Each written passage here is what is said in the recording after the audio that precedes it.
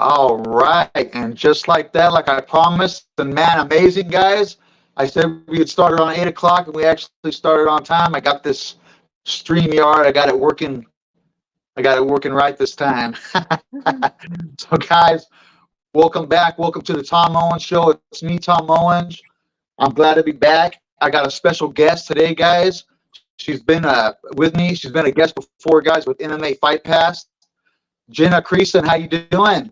I'm doing great. How are you? I'm doing great. It's awesome to see you again. Yes, How's it's everything been a long going? time. Good, just one thing after another, staying busy like always. Yeah, you're staying busy like always. I always see you up in the social media. I saw a guy, they posted about you the other day. There was a little news article about you. What was that all about? The one from yesterday? Yeah. Yeah, so that was an interview I did with the 3 rounds. That was the first one I ever done with them, and it was super fun. I had a great time.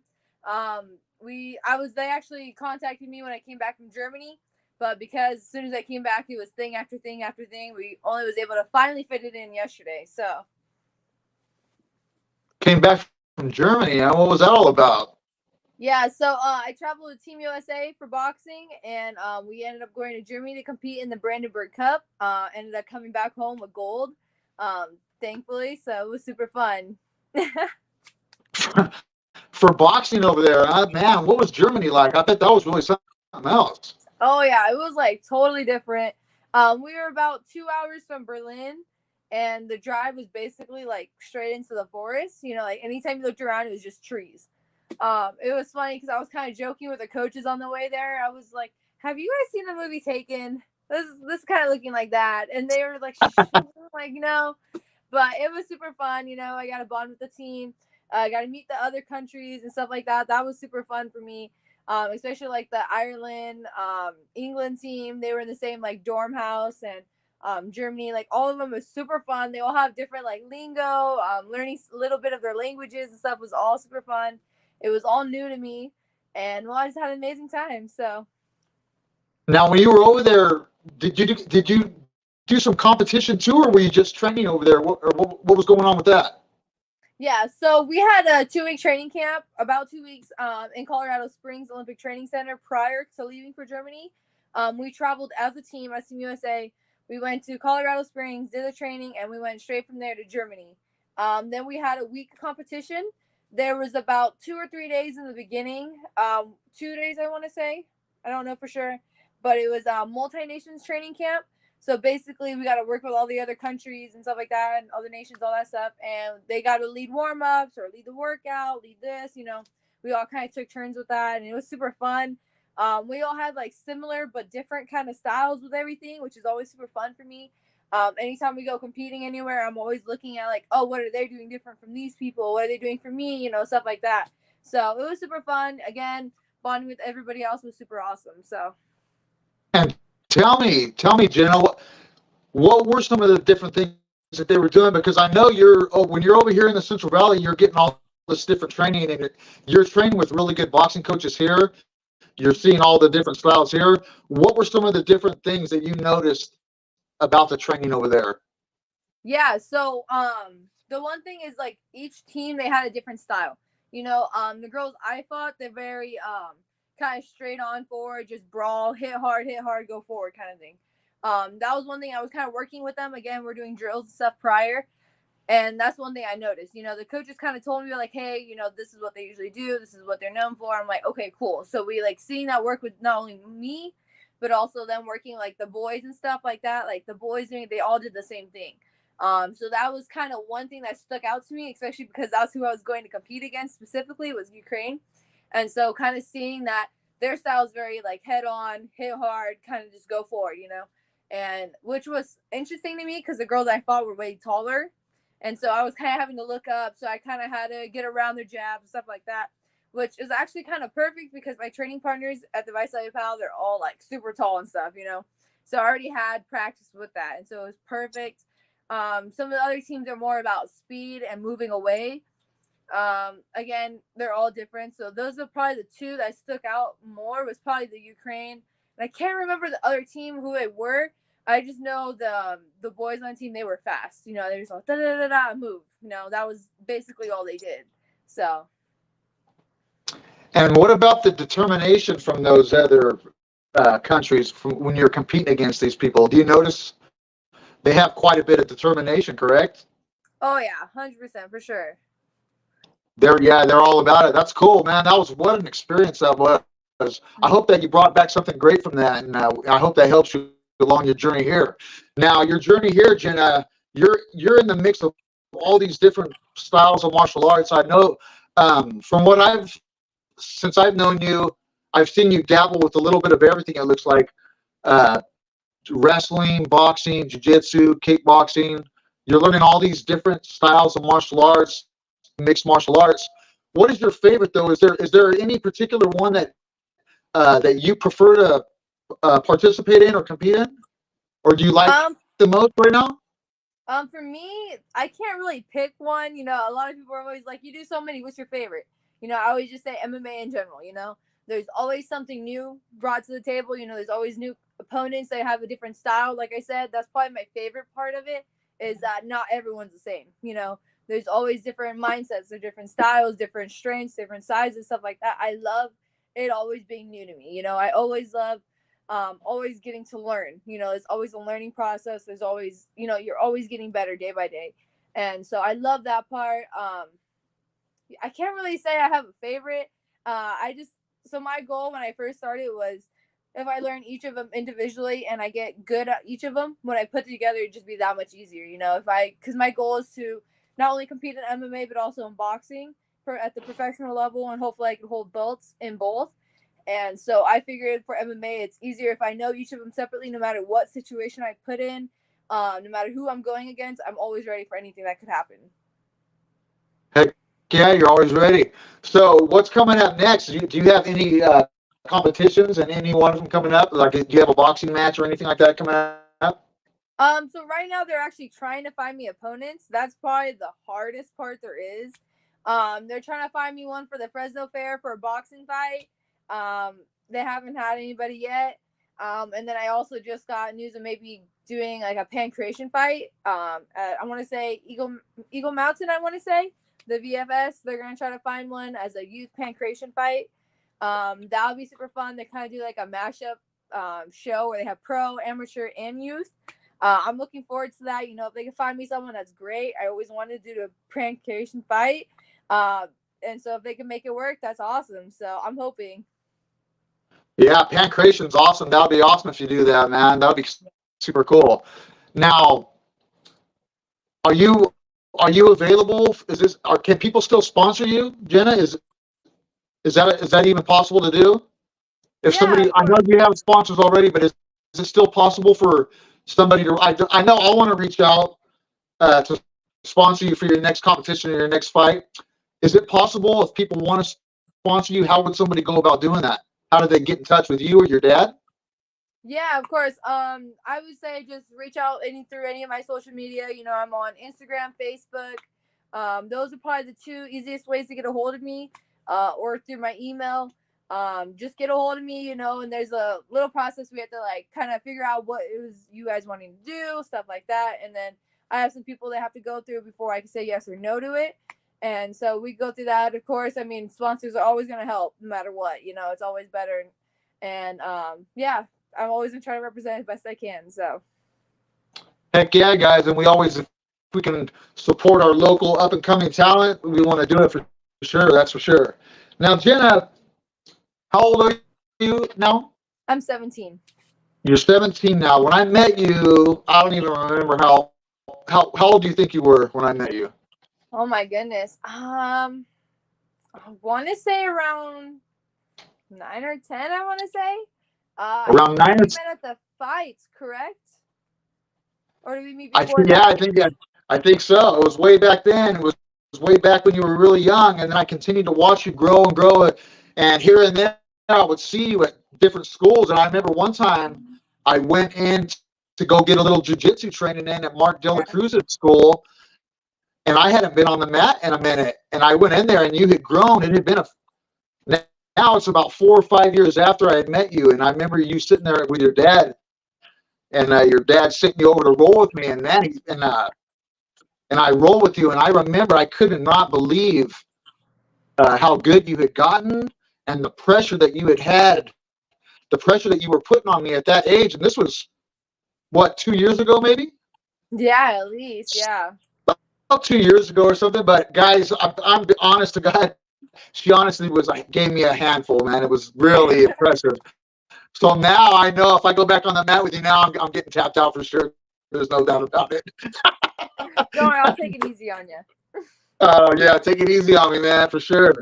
So, dude, now you're 17. Are you in? Are you going to school too? Are you in school right now? Yes, I'm a senior at Redwood High School. Okay, I went to Redwood. That's cool. So you're a senior at Redwood. Now, what's an average day in the life for you, Jennah? What's the average day from you getting up in the morning, waking up, and going through your day to the evening until now? Break it down for me. Yeah, so usually I wake up around 4 or 5, depending on what time I'm going to be at practice. I usually do some MMA training with Mark in the morning. And then right after that, I go straight to school. I probably get there about 7:30ish, and then I get out around like 3 or 3:10. And then straight from there, I go to my practices, and usually I have one after the other kind of thing. So either 2 or 3 practices a day after school. And I usually don't get home till like 9:30ish. That's when I get my homework done, shower, do all this stuff, get whatever scheduling I need to do. The one thing with my schedule is there's always things popping up, like last minute things just coming out of nowhere, and I adjust to that.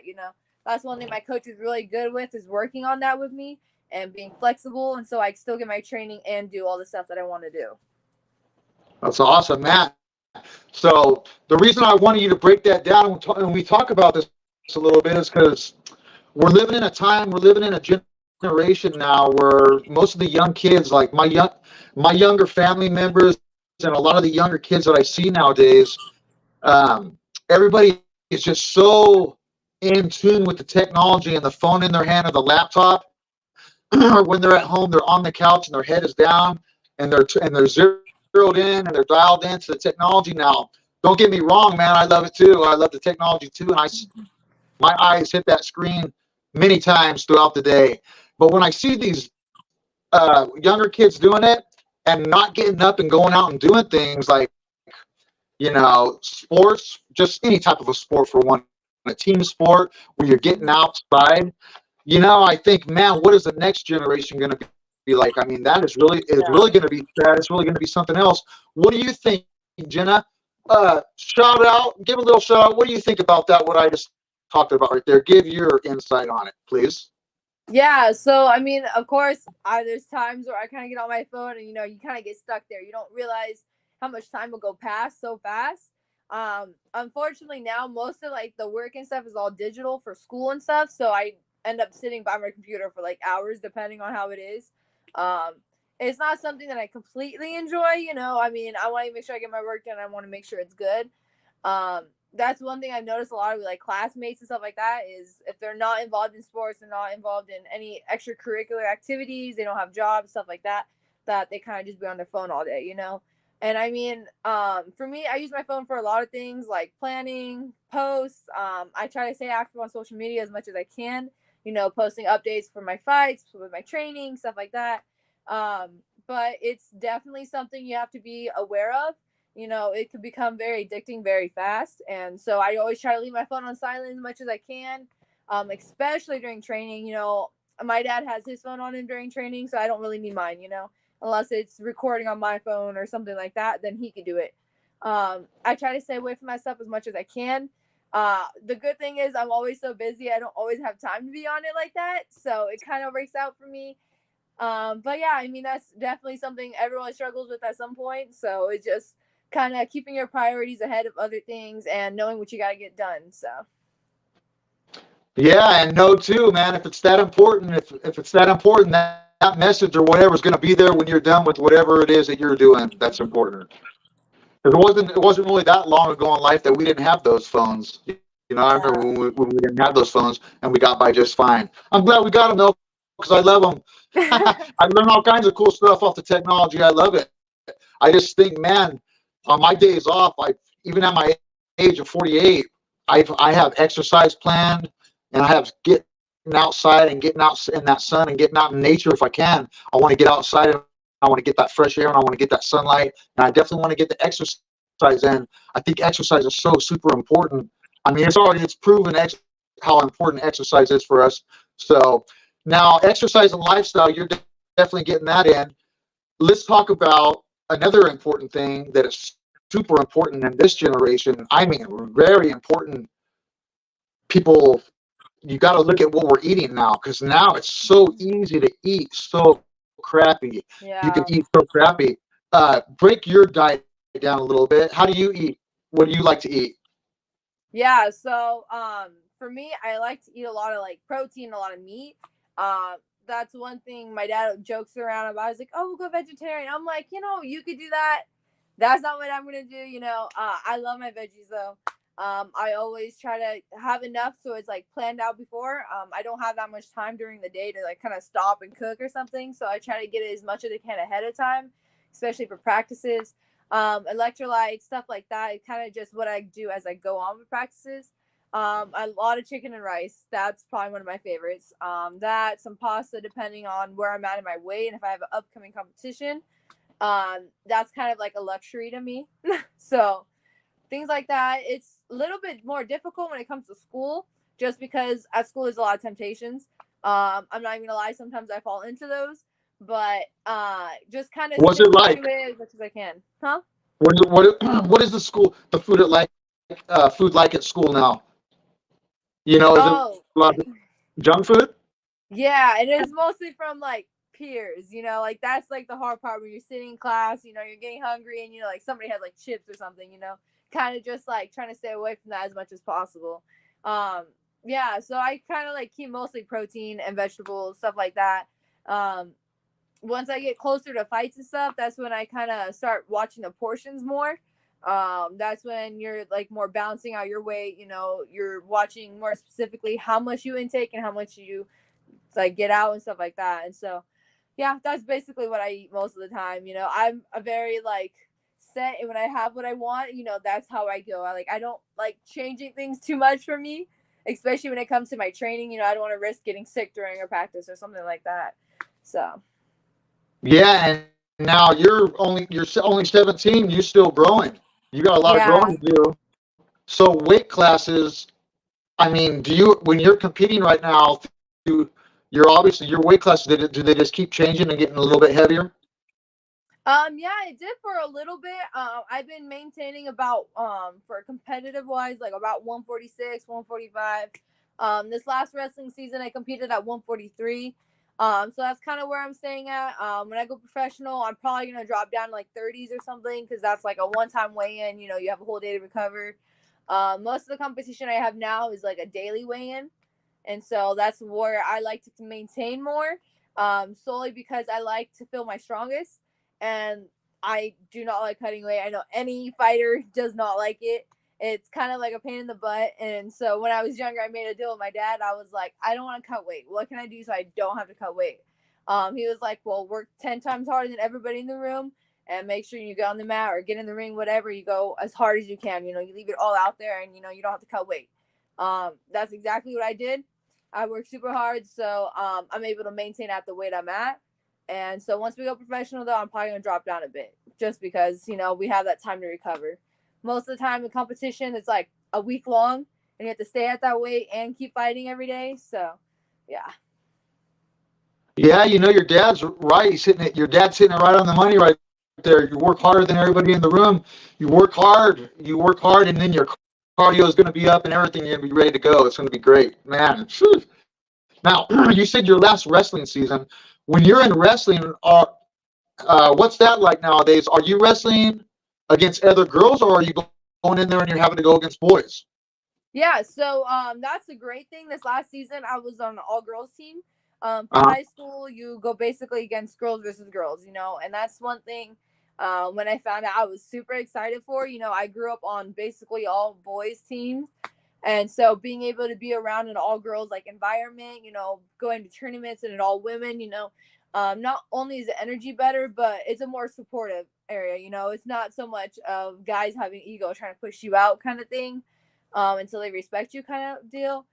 I loved it. You know, we had so many girls out this year. You know, I just love watching it grow over the years.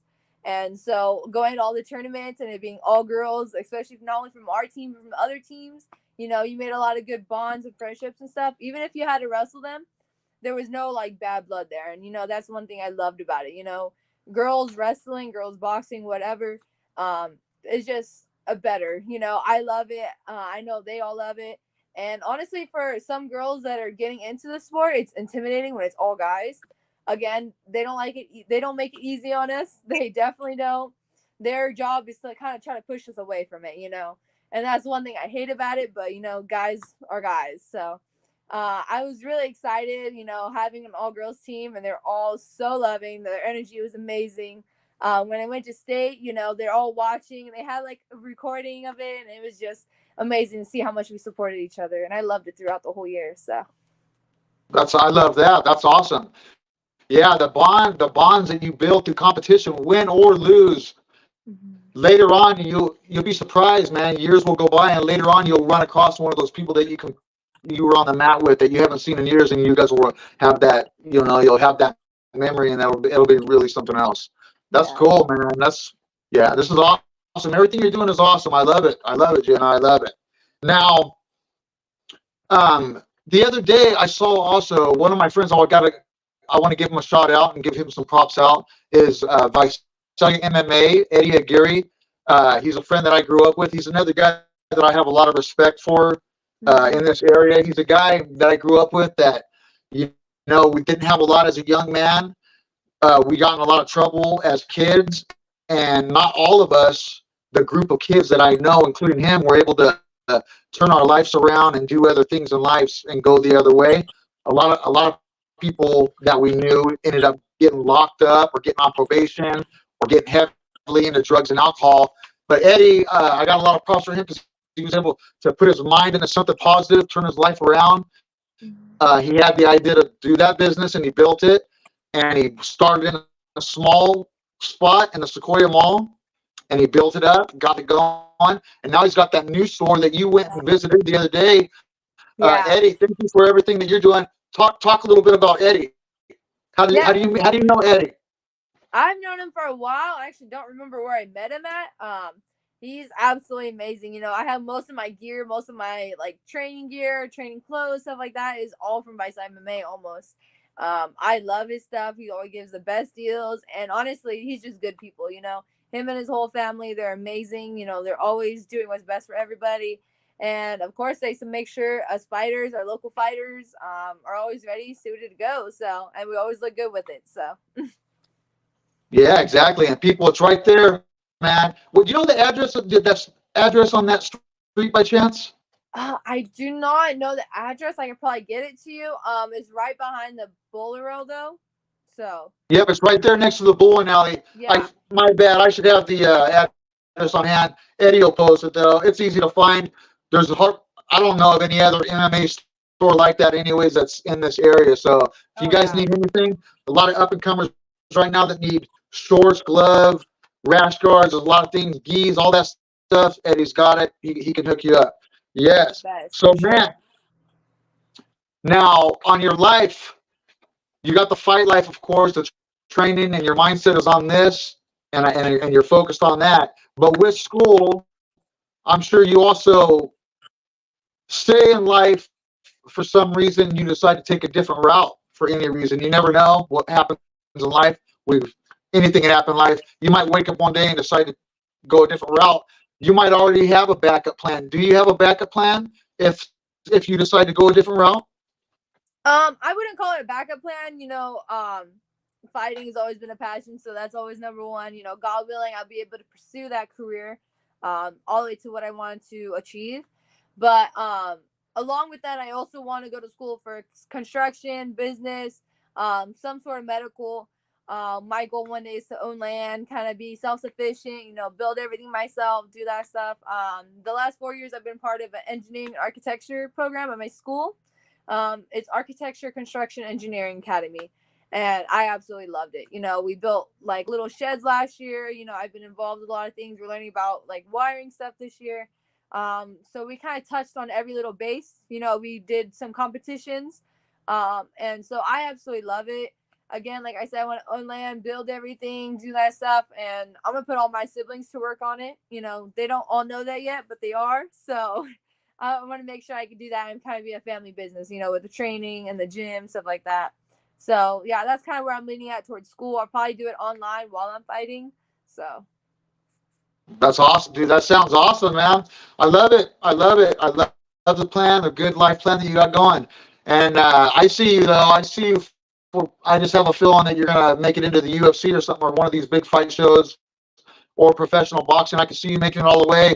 And I'm going to be so super stoked that I'll be one of the first guys to, when people start looking your name up, that I'll be one of the first guys that was able to interview you on a podcast. yeah, of course. I'm stoked, man. I'm hella stoked. I'm thankful too, Jennah. I'm thankful for you and your dad. Larry is your dad's name, right? Yes. Yeah, Larry. Thanks a lot, man. I really appreciate you, Larry. Larry, I don't know if he remembers me, but he might talk about it sometimes. But me and Larry met a long time ago, man. When I was a young man, and way back in the day, I met your dad. So it's a trip it's a trip how life works, man, and how. Yeah. I love what your dad puts the energy into you, though. I think it's so special, man, that when a parent does that for their child, it's really, really, really special, man, when your parent will do that and they'll put this energy and take you around all this training and something so positive that you're doing. I love it, man. It's so cool. Other parents out there, look at that and take it. You know what I mean? Take that. That's a good little tip right there. It's a good thing you can do for your child if you're not doing it already. Jennah, what advice there's going to be a lot of young people that are going to watch this. Right now, it's live. Not too many people knew about it, but a lot of people will watch this show. They're going to watch it in the next couple of days, in the next weeks. What advice do you give a young person or a young up-and-coming trainer? Because there's a lot of adults that are just starting their martial art career, and they think they're going to go to this, they want to fight or whatever, or compete. What advice do you have to anybody that's watching this, Jennah, that you can give on life?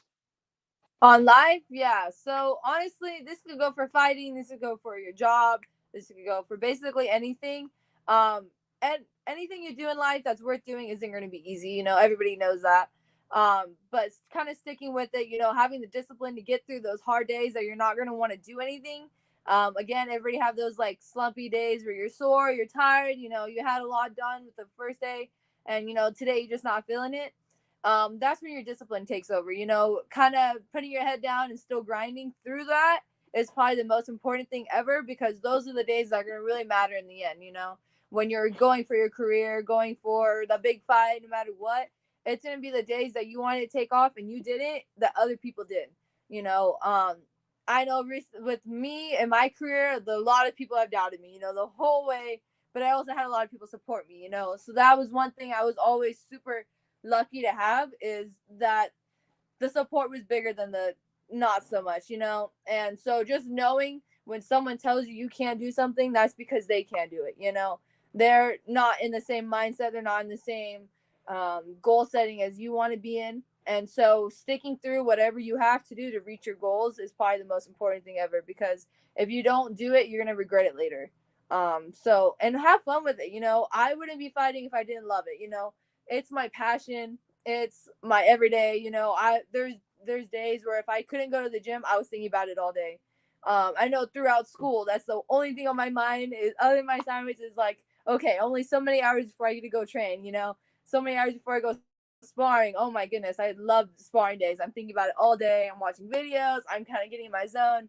And so, yeah, just make sure you love what you're doing. And no matter what, give it all you got. Never just do something only halfway, like, oh, I'll do it this day, but I won't do it next day. If you do something, go all out 100%. And don't stop till you achieve what you want to do. You can do anything you put your mind to.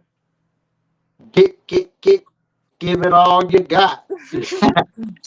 Hey, I'll add something to that, guys. There's always going to be doubters in life, no matter what you're doing. There's always going to be haters. For some reason, when people see, there's certain types of people, when they see you doing something that maybe in the back of their head they wish they could be doing, they'll kind of hate on it. Or they see you doing something positive in life and they'll hate on it. And there's always going to be that doubter, and then you're always going to have supporters. The biggest thing, though, in life, guys, and man, this I know for a fact, if you believe in yourself, you can literally do anything you want to in this world. You can do anything you want to.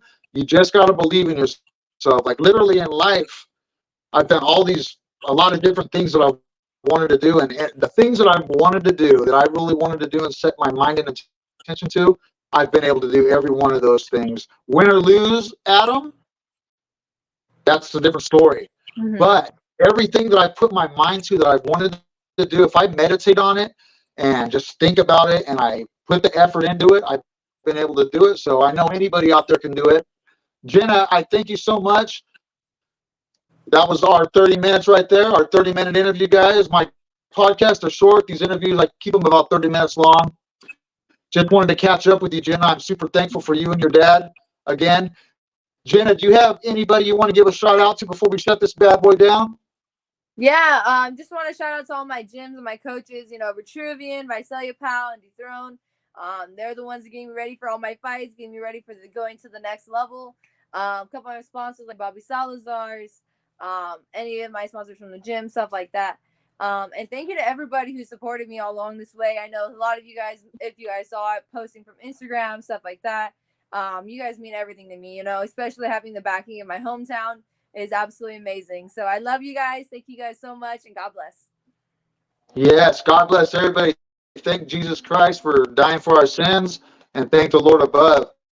All right, guys. I got a great podcast coming up, man. One of my next podcasts, I'm going to be honored. I'm going to be interviewing one of the top manager from Costco, and we're going to look at the lifestyle of a guy that turned his life around and built it all the way up into a high spot like that, a high business management spot. Be a different type of a podcast. It'll be interesting, though. It's going to be great. Jennah, thank you so much. I want to sponsor you for sure. I got a check for you for your next competition, all right? Just talk to me in advance. Just talk to me. You and your dad reach out to me. Okay? You guys reach out to me. All right, everybody out there, all your coaches, Mark, all you guys, I love you guys. Anybody out there that watch the show, please pass it on. If you can, pass the show on and help me spread Jennah out throughout the world, guys. All right? I love you guys. Tom Owen out. Jennah, I'll talk to you soon. Sounds good.